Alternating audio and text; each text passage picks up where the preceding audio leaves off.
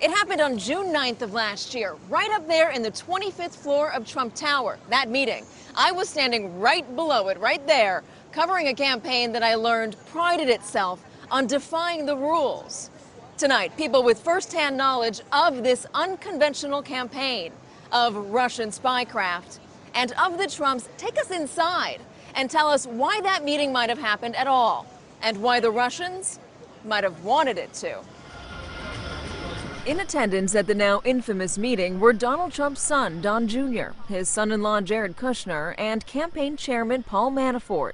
They were meeting with a Russian lawyer who, Don Jr. had been told by email, was coming to present damaging information about Hillary Clinton. Donald Trump Jr. said he was interested in getting information from the Russian government. Should that have raised a red flag? For an experienced campaign operative, yeah, it should have raised a red flag. For a family member, for a first-time candidate for President of the United States in a whirlwind like we were in, I'm not surprised. Michael Caputo had a front-row seat to Donald Trump's presidential effort. The veteran political operative has been an associate of Trump's for decades and was brought in to help instill discipline on the campaign. There was no campaign structure in 2016, in June of 2016. It was a very frustrating, unorganized, and unorthodox operation where you couldn't get things approved. Were there any no-nos, any red lines, anything you were not supposed to do? There wasn't a handbook. There weren't instructions on a blackboard. People operated with their own ethics and rules of the road. Was it unusual to have unplanned meetings with unnamed people? Oh, no, that was de rigueur. Absolutely. The place was pell-mell. Caputo describes Don Jr. as a loyal son who, like his siblings, had gradually taken a bigger role in his father's campaign. No question in my mind that the dysfunction led the kids to get more deeply involved. Which could explain Don Jr.'s enthusiastic reaction when he received that email offering dirt on Hillary Clinton. He was all in, responding, "If it's what you say, I love it." Do you think this is evidence of collusion? No, I don't. Donald Jr. made a mistake, and he'd do something and do it entirely differently if he had an opportunity. You say he made a mistake, but does it not show that he was open to the idea of coordinating with Russia to get dirt on Hillary Clinton? I don't know about that. I do know that it shows that... I love it. I get that. But I think it shows more that the naivete of his first experience in a political campaign. Thank you. Journalist and biographer Tim O'Brien doesn't buy that. A longtime Trump critic, he finds the meeting easy to explain. He says it proves Don Jr. doesn't fall far from his father's tree. He's as injudicious and as reckless as his father. Donald Trump Sr. had a long career in which he bent and sometimes broke business rules. And I think you see a lot of Donald Trump Sr. reflected in the children, particularly in Donald Trump Jr. O'Brien says the chaos of the campaign is only one factor in Don Jr.'s decision to take that meeting. Character counts too. I think, like his father, he wants to win. And I think ethics and right and wrong can frequently take a back seat to that question. Do you think he wanted to be the opposition research guy, to be the guy who had the silver bullet that would knock out his dad's opponent? I suspect, knowing what I know about him, is he relished that role. I think he's like that as a person. You know, he's aggressive and enthusiastic when it comes to joining the battle. O'Brien says the meeting highlights another characteristic of the Trumps, the odd and questionable relationships they cultivate. British publicist Rob Goldstone was one of them. It was Goldstone who first approached Don Jr. about the meeting and said the dirt about Hillary Clinton was being offered by another Trump family friend, Russian pop singer Emin Agalarov. Emin's father, Aris, is a Russian oligarch close to the Kremlin.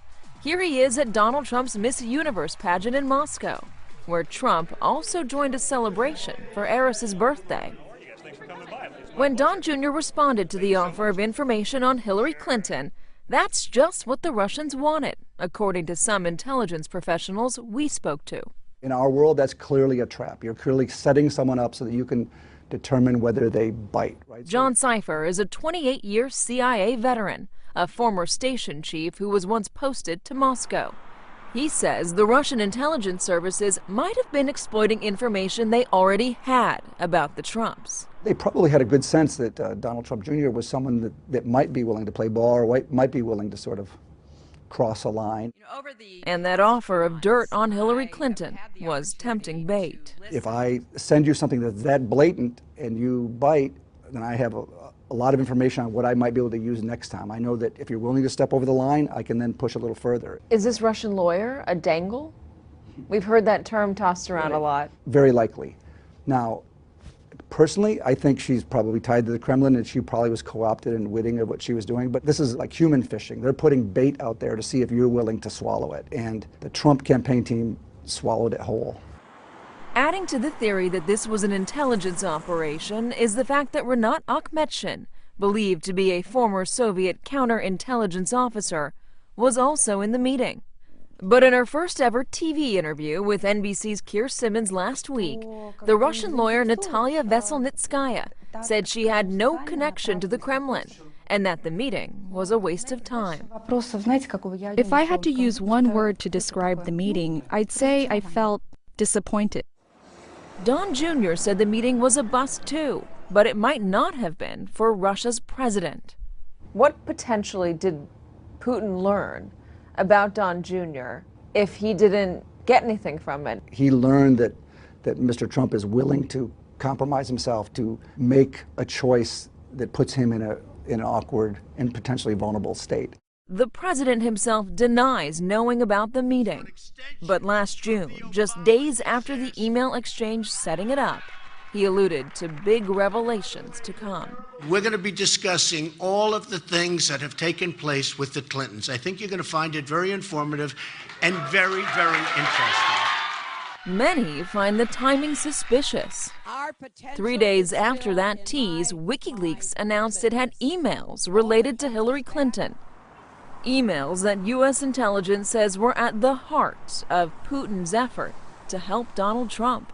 Was this a coincidence of timing? Absolutely a coincidence of timing. Why are you so confident? Because I know Donald Trump. The Donald Trump campaign had nothing to do with Russia. There was no collusion. Do you think that place was organized enough to collude with the lunch counter across the street?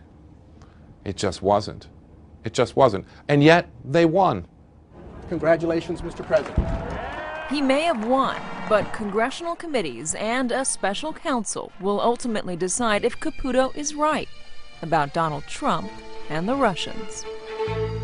Hey, NBC News fans, thanks for checking out our YouTube channel. Subscribe by clicking on that button down here and click on any of the videos over here to watch the latest interviews, show highlights, and digital exclusives. Thanks for watching.